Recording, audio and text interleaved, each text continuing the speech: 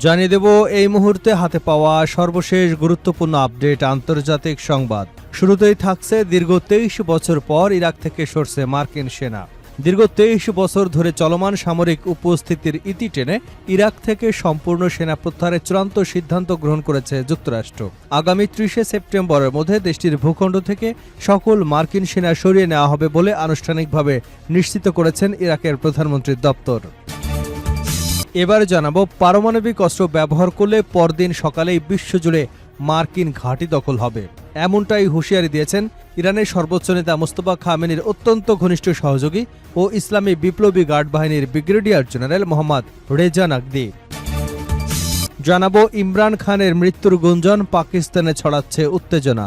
পাকিস্তানের সাবেক প্রধানমন্ত্রী ইমরান খান বন্দিদশা থেকে কবে রেহাই পাবেন তা নিয়ে যখন মাসের পর মাস ধরে জল্পনা কল্পনা চলছে, ঠিক তখনই রাওয়ালপিন্ডির আদিয়ালা কারাগার থেকে ভেসে এলো তার মৃত্যুর গুঞ্জন। ক্রিকেট মাঠ ছেড়ে রাজনীতির তুঙ্গে ওঠা এই নেতা বর্তমানে কেমন আছেন কিংবা আদৌ জীবিত আছেন কিনা সেই প্রশ্নই এখন ঘুরপাক খাচ্ছে পাকিস্তান জুড়ে।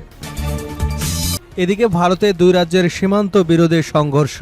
ভারতের আসাম অরুণাচল প্রদেশ সীমান্ত বিরোধ নিয়ে দুই রাজ্যের বিক্ষোভকারীদের মধ্যে সংঘর্ষের খবর পাওয়া গেছে। পরিস্থিতি নিয়ন্ত্রণে আনতে অরুণাচল প্রদেশের পুলিশ শূন্যরেখায় গুলি চালিয়েছে।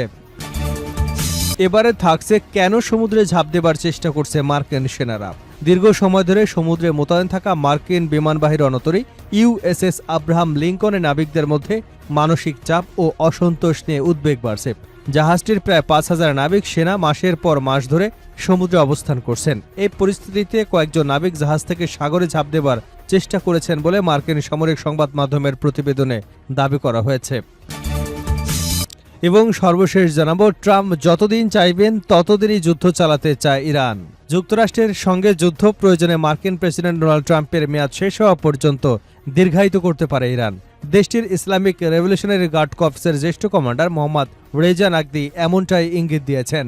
মার্কিন সম্প্রচার মাধ্যম পিবিএসকে দেওয়া এক সাক্ষাৎকারে নাকদি বলেন, যুদ্ধ যত দীর্ঘ হবে ইরান তত বেশি যুদ্ধের অভিজ্ঞতা অর্জন করবে। একই সঙ্গে ভবিষ্যতে ইরানকে আক্রমণ করলে তার জন্য মূল্য দিতে হবে, এমন বার্তাও দেওয়া হয়েছে তেহরানের পক্ষ থেকে। এতক্ষণ শুনছিলেন সংবাদ শিরোনাম, এবার থাকছে পুরো সংবাদ। দর্শক, অনুরোধ থাকবে ভিডিওতে একটি লাইক দিন, কমেন্টস করে জানিয়ে দিন এই ভিডিওটি আপনি কোন জেলা থেকে দেখছেন এবং শুনছেন। ইরান, ইসরায়েল, ফিলিস্তিনি যুক্তরাষ্ট্র যুদ্ধে আপনি যদি মুসলিমদের সাপোর্ট করে থাকেন তাহলে চ্যানেলটি সাবস্ক্রাইব করে বেল আইকনটি বাজিয়ে রাখুন। দীর্ঘ 23 বছর পর ইরাক থেকে সরছে মার্কিন সেনা। দীর্ঘ 23 বছর ধরে চলা সামরিক উপস্থিতির ইতি টেনে ইরাক থেকে সেনা সম্পূর্ণ প্রত্যাহারের চূড়ান্ত সিদ্ধান্ত গ্রহণ করেছে যুক্তরাষ্ট্র। আগামী 30 সেপ্টেম্বরের মধ্যে দেশটির ভূখণ্ড থেকে সকল মার্কিন সেনা সরিয়ে নেওয়া হবে বলে আনুষ্ঠানিকভাবে নিশ্চিত করেছে ইরাকের প্রধানমন্ত্রীর দপ্তর। বার্তা সংস্থা রয়টার্সের প্রতিবেদনে এ তথ্যটি সামনে আনা হয়। ইরাক সরকারের এক বিবৃতিতে জানানো হয়েছে, মধ্যপ্রাচ্যে আইএস বিরোধী আন্তর্জাতিক জোটের সামরিক কার্যক্রম বর্তমানে চূড়ান্ত পর্যায়ে এসে পৌঁছেছে। এই সমঝোতার অংশ হিসেবে আগামী 30 সেপ্টেম্বরের মধ্যে মার্কিন সেনা সরানোর নির্দিষ্ট সময়সীমা নির্ধারণ করা হয়েছে। সংগৃহীত সিদ্ধান্ত অনুযায়ী আগামী 1 অক্টোবর থেকে ইরাকের মাটিতে কোনো বিদেশি সেনার উপস্থিতি থাকছে না।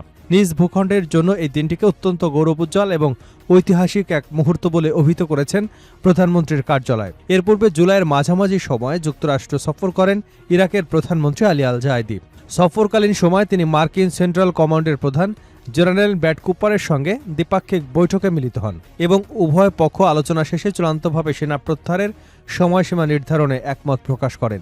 উল্লেখ্য, 2003 সালে তৎকালীন ইরাকি প্রেসিডেন্ট সাদ্দাম হোসেনের সরকারের পতনের লক্ষ্যে মার্কিন সামরিক অভিযান শুরু করবার মাধ্যমে দেশটিতে যুক্তরাষ্ট্রের সেনা মোতায়েনের সূচনা হয়েছিল। পারমাণবিক অস্ত্র ব্যবহার করলে পরদিন সকালেই বিশ্বজুড়ে মার্কিন ঘাঁটি দখল হবে।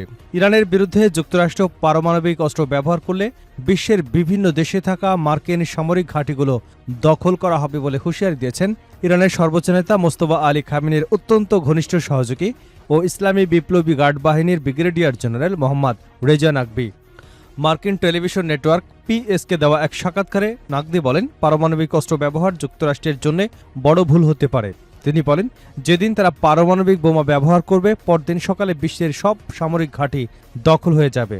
এখন পরিস্থিতি দ্বিতীয় বিশ্বযুদ্ধের সময়ের মতো নয়। বিশ্বের মানুষ জেগে উঠেছে, এমন অপরাধ কেউ ঘটতে দেবে না, কারণ পরের বারের শিকার হতে পারে তারাই। তবে এই ঘাঁটিগুলো ইরানের বাহিনী একাই দখল করবে নাকি অন্য কোনো শক্তির সহায়তা নিয়ে দখল করবে সে বিষয়ে তিনি কোনো ব্যাখ্যা দেননি। সাক্ষাৎকারে ইরানের পারমাণবিক কর্মসূচি নিয়েও কথা বলেন নাকভি। তিনি দাবি করেন ইরানের পারমাণবিক বোমার কোনো প্রয়োজন নেই। তিনি বলেন, আমাদের পারমাণবিক বোমার দরকার নেই।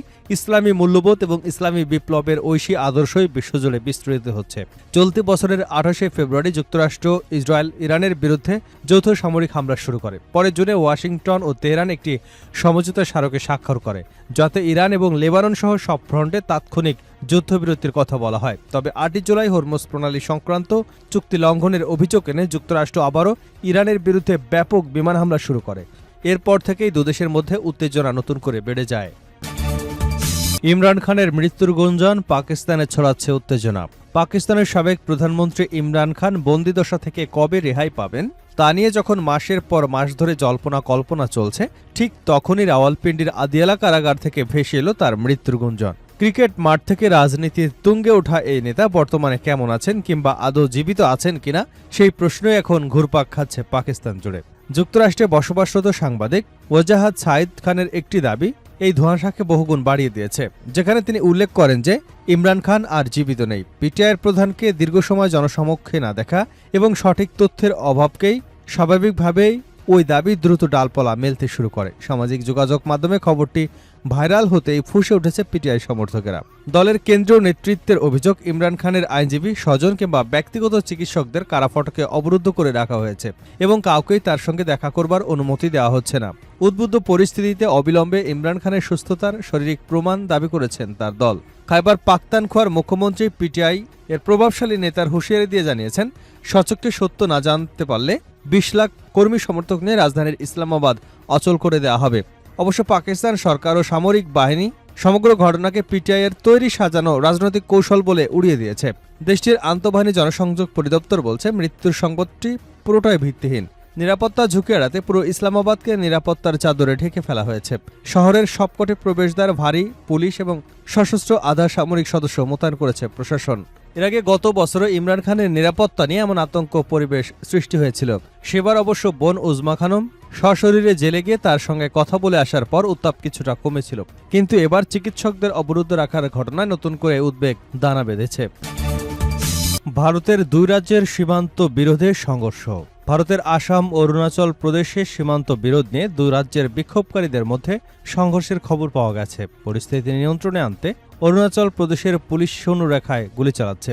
এ ঘটনায় আসামের ধিমাজি জেলা সীমান্তে গত সোমবার থেকে দুই রাজ্যের সীমান্তের পরিস্থিতি উত্তপ্ত হয়ে আছে। বৃহস্পতিবার আসামের ধেমাজি জেলায় দুই রাজ্যের বিক্ষোভকারীদের মধ্যে নতুনভাবে সংঘর্ষের খবর পাওয়া যায়। এদিকে আসামে অরুণাচল প্রদেশের বিরুদ্ধে অনির্দিষ্টকালের জন্য অর্থনৈতিক অবরোধ দ্বিতীয় দিনের মতো অব্যাহত রয়েছে। আসামের মিসিং সম্প্রদায়ের শীর্ষ ছাত্র সংগঠন টাকা মিসিং পরিনিং কেবাং এবং অন্যান্য স্থানীয় গোষ্ঠী বুধবার থেকে অরুণাচল প্রদেশের বিরুদ্ধে অনির্দিষ্টকালের অর্থনৈতিক অবরোধ শুরু করে। ঘটনা প্রকাশ্যে আসার পর আসামের মুখ্যমন্ত্রী হিমন্ত বিশ্ব শর্মা দুই রাজ্যের জনগণকে শান্তি এবং সম্প্রীতি বজায় রাখার আহ্বান জানিয়েছেন। হিমন্ত বিশ্ব শর্মা বৃহস্পতিবার এক স্যান্ডেলে লিখেছেন, আসাম ও অরুণাচল প্রদেশের সম্পর্ক সীমানার ঊর্ধ্বে। যুগ যুগ ধরে এখানকার মানুষ ভালোবাসা, স্নেহ এবং পারস্পরিক শ্রদ্ধার বন্ধনে আবদ্ধ হয়ে ভাই বোনের মতো বসবাস করে আসছে। আমি আসাম এবং অরুণাচলের জনগণকে শান্তি ও সম্প্রীতি বজায় রাখার জন্য আবেদন জানাচ্ছি। সীমান্তে আমাদের রাজ্যগুলোকে সংজ্ঞায়িত করতে পারে, কিন্তু তা আমাদের হৃদয়কে কখনো আলাদা করতে পারে না, বলেন তিনি। এর আগে বুধবার অরুণাচল প্রদেশের মুখ্যমন্ত্রী পেমা খান্ডুর কাছে এই ঘটনা তদন্তের আহ্বান জানান তিনি। বৃহস্পতিবার হিমন্ত বিশ্ব শর্মার বার্তার পর পেমা খান্ডু সামাজিক যোগাযোগ মাধ্যমে লেখেন, আমি মাননীয় আসামের মুখ্যমন্ত্রী শ্রী হিমন্ত বিশ্ব শর্মার ইতিবাচক এবং আশ্বস্তকারী বিবৃতিকে আন্তরিকভাবে স্বাগত জানাই। অতীতেও সীমান্ত বিরোধ নিয়ে দুই রাজ্যের মধ্যে উত্তেজনা দেখা দিয়েছিল। সাম্প্রতিক সংঘর্ষ ও অর্থনৈতিক অবরোধ সীমান্ত এলাকা উত্তেজনা আরও বাড়িয়ে দিয়েছে।